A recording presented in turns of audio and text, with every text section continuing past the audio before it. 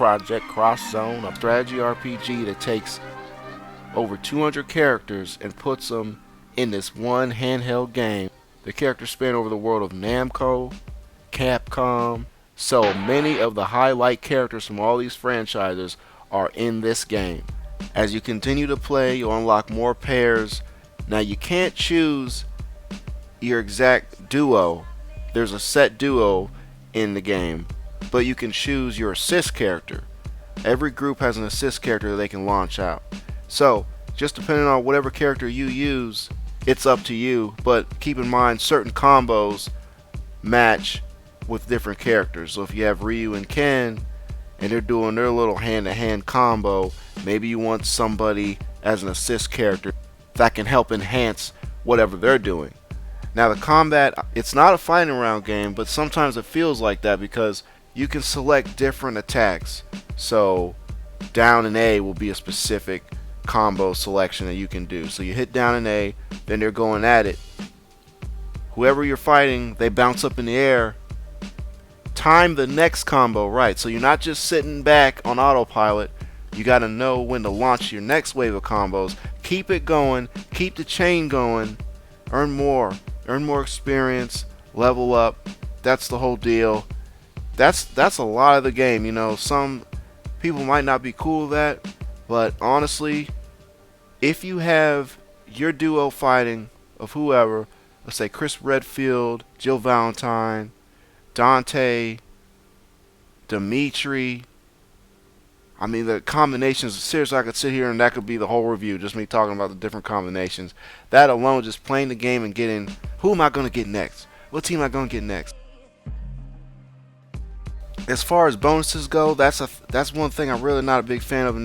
This game is pretty much when you beat the game. Now, it's going to provide you with a lot of hours. I mean, I could see somebody clocking in easily 20 hours of this game, you know, because you'll probably just play a little bit and come back, and play a little bit and come back, and you can save at any point in the battle, which is a plus. I love that.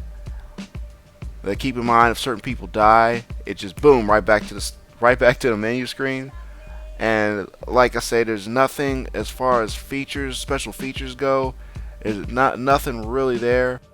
Everything looks really nice, especially when you have that 3D cranked up.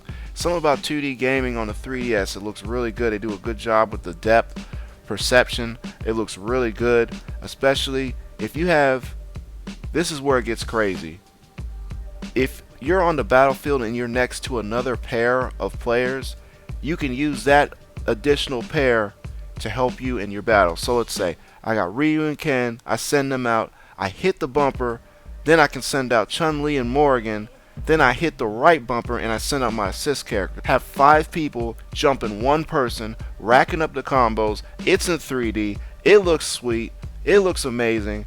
That's awesome. I mean, you just, the different combinations of sprites coming back and forth, all coming out at one time, that is just, that whole cluster is awesome. There's no extra bonus battle mission, there's no versus mode online or anything like that. It's just you beat it and you're done. But I did enjoy it. I will say that it is a little easy. I really haven't died too much, and the items that they give you, you can find them easily, and they help out. You know, if you're low on life, you know, just heal yourself up.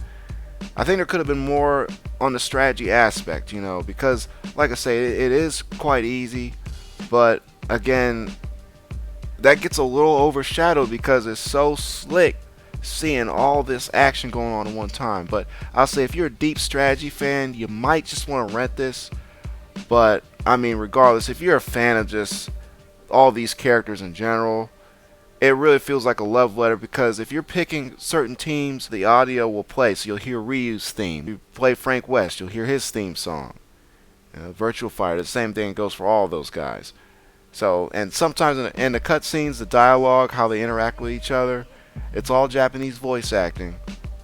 But, you know, some of the written dialogue is pretty funny. The story is just whatever, you know, dimensions and time traveling and dimension hopping and all that kind of stuff, whatever. And, you know, it's just, the story's hit or miss. It's whatever you want.